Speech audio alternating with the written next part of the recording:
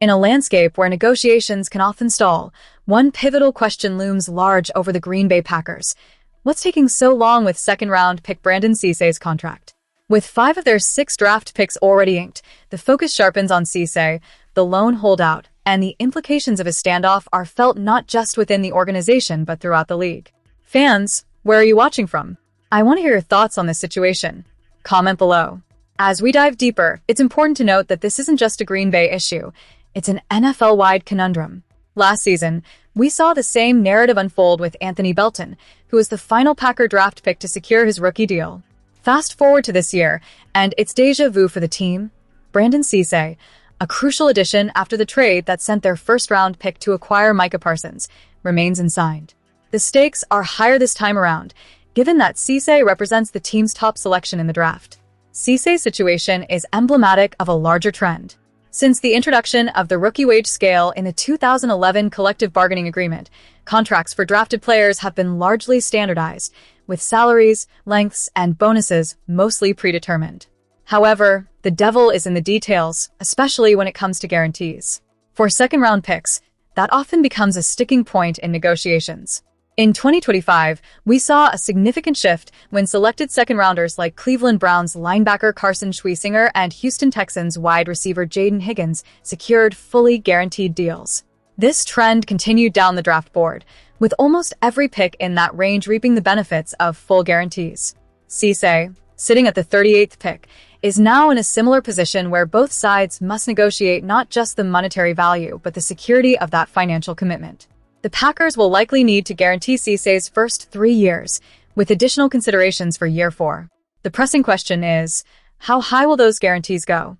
With the Las Vegas Raiders already locking in defensive back Tre'Davious Stukes at the 38th spot, the bar is set, but it doesn't correlate directly to Cisse's negotiation landscape.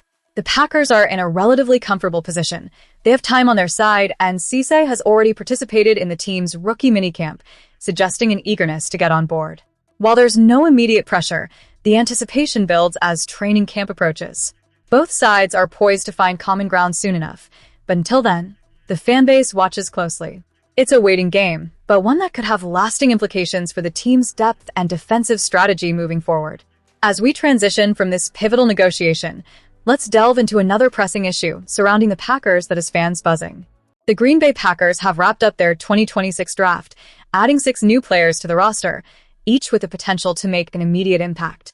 General Manager Brian Gutekunst had a clear mission: address the team's pressing needs and bolster a squad eager for progress in the upcoming season. Today, we'll dive into the top 5 rookies from this draft class who stand the best chance of contributing significantly right out of the gate. This is a mix of team necessity and the readiness of these players as they transition from college to the professional level.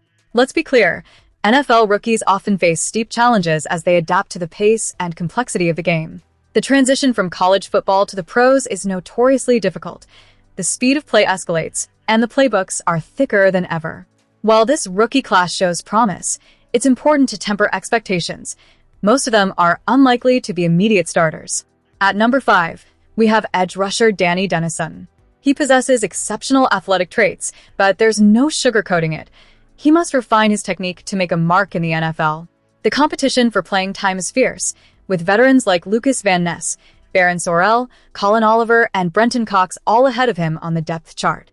Once Micah Parsons returns from his knee surgery, Dennis Sutton could find himself further down the pecking order. However, with Parsons out early in the season, Dennis Sutton might see some action sooner than expected. He's likely to start the year as the 4th or 5th option in the edge rotation, but as he gains experience, he could rise through the ranks. Next up is interior offensive lineman Yeager Burton, who was picked in the 5th round.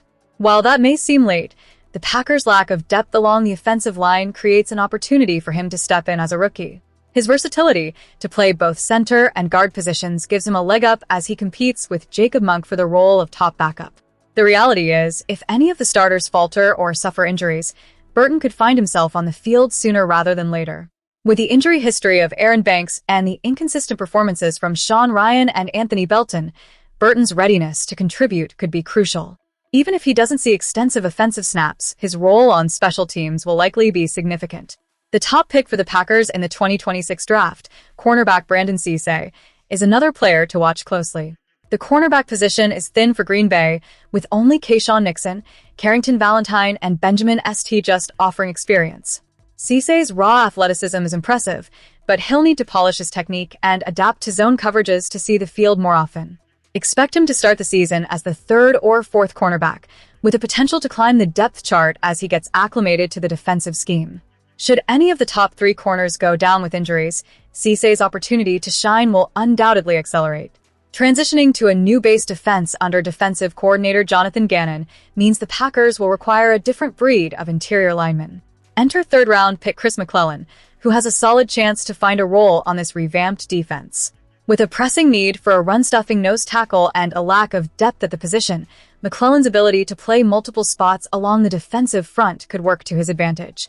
The Packers are not just looking for players, they're looking for contributors who can step up in pivotal moments. Finally, let's talk about kicker Trey Smack. The Packers' decision to trade up for him in the 6th round signals their confidence in his potential to win the starting job against veteran Brandon McManus. This isn't just another kicking competition, it's an all-or-nothing scenario. If Smack can outperform McManus in training camp, he will secure the role of the team's kicker. Even if he doesn't land the starting position right away, the Packers might keep him on the practice squad or find a way to retain him in case McManus struggles. This situation is critical. Smack has a clear path to being the most impactful rookie if he can seize the moment.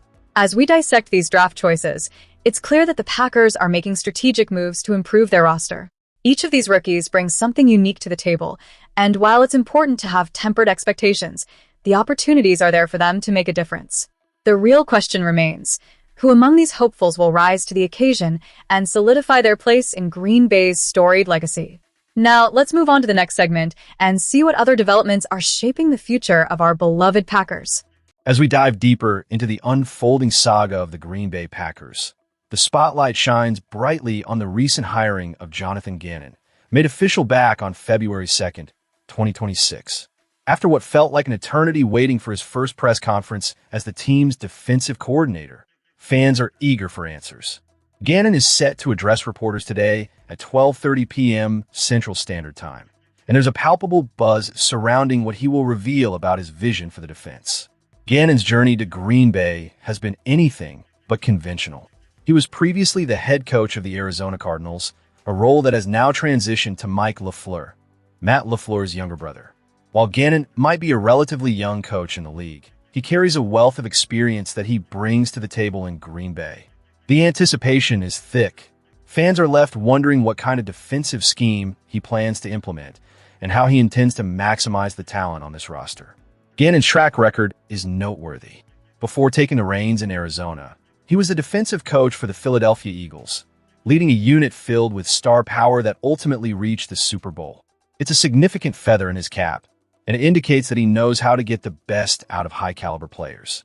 Now, he finds himself in charge of a defense that boasts one of the league's top pass rushers in Micah Parsons. This is an exciting opportunity, yet it also comes with immense pressure, especially considering Parsons is working his way back from an ACL injury.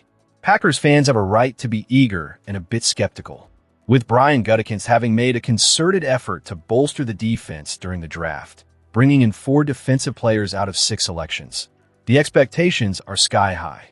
While the addition of Parsons is a game-changer, there are still significant gaps that need to be filled. The question remains, can Gannon instill the confidence and clarity that this team desperately needs? Following in the footsteps of Jeff Hafley, who had a strong presence in the press room, Gannon has a tough act to follow. However, being a great fit for this specific group could make all the difference. As we gear up for Gannon's press conference, the focus will be on how he plans to leverage the current players and any new talents that may join through trades or drafts. The entire Packers community is waiting with bated breath, eager to hear Gannon's strategy and to see if he can ignite a spark in a defense that has struggled in the past. The hope is that he possesses not just the right answers, but the attitude to galvanize this unit. So, where are you watching from, Packers fans? What do you think about Gannon's potential impact on our beloved team? Share your thoughts in the comments below. And as we look forward to more updates on the team, don't forget to subscribe for all the latest Packers news and analysis. The season ahead is shaping up to be a thrilling ride, and we'll be right here every step of the way, holding the team accountable and celebrating every victory.